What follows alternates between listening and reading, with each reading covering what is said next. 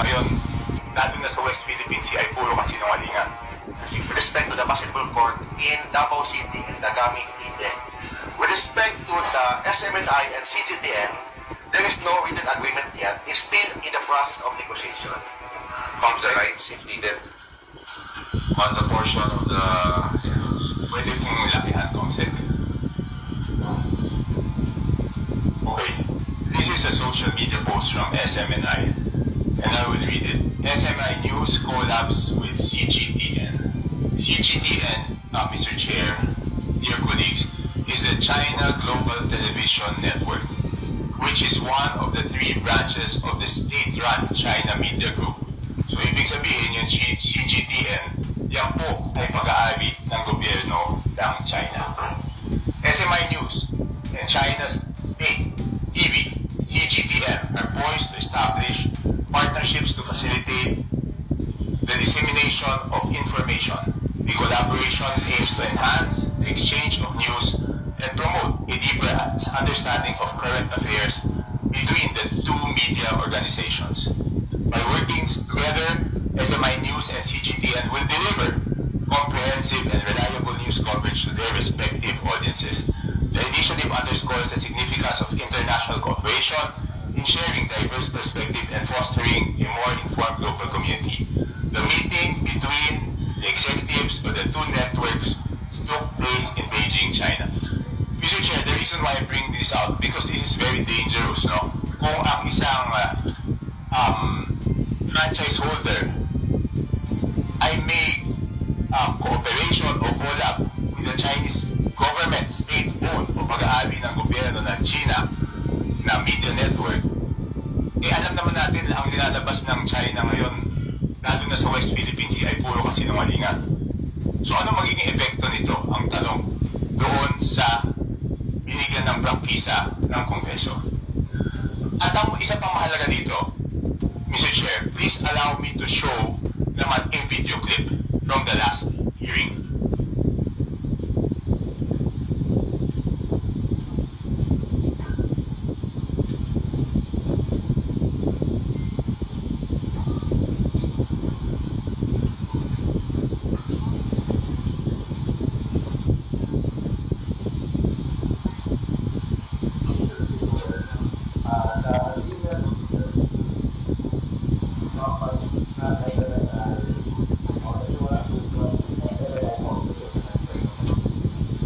Pwede po kaya lakasan, i-replay ulit, tapos lakasan lang natin yung volume.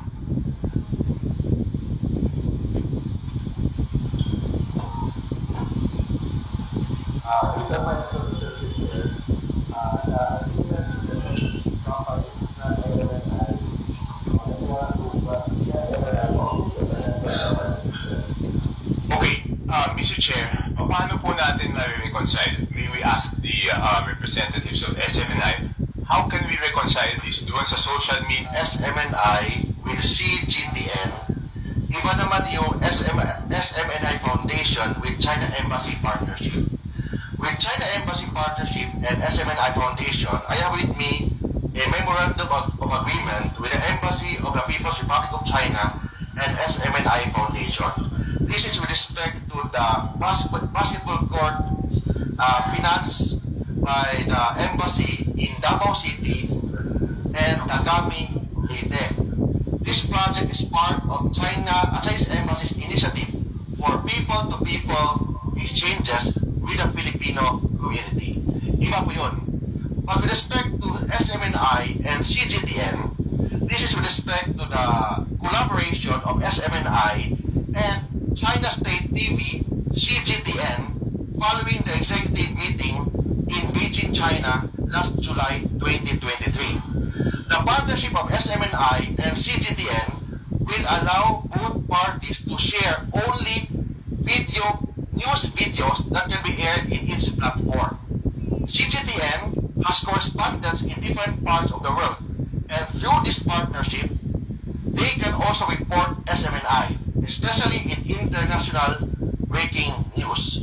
On the other hand, SMNI will provide packaged news coverage. This is similar to the practice when subscribing to other international news agencies such as Reuters, Associated Press, CNN, Mr. Chair, and Mr. Chair, The Honorable before Attorney Tolentino continues his statement, I just would like to remind him he's under oath. And therefore, he must speak the truth in this committee. Because if not, I'll be compelled to move to make a motion to declare him in contempt of this committee.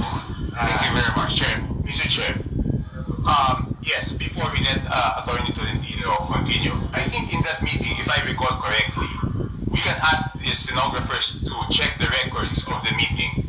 Hindi po niya sinabi that there were two separate agreements. Ang tanda ko po, ang sinabi niya, walang agreement yung CGTN with SMNI News at isa lang ang agreement na yun po ay yung sa Chinese Embassy at SMNI Foundation. Pero ngayon po, sinasabi po niya, dalawa po yung agreement. So please, to our stenographers, kindly check kung tama po yung recollection ko doon sa meeting na yon. Kasi yun po ang tanda ko. So magkaiba po yung sinasabi ngayon na dalawa yung agreement, magkaiba rin yung sinasabi noong nakaraang hearing na isa lang po yung agreement. So, pero habang sinecheck po ng ating secretariat yan, ang mabuting lang po, humingi na lang po tayo ng kopya ng agreement ng SMNI News tsaka ng CGTN.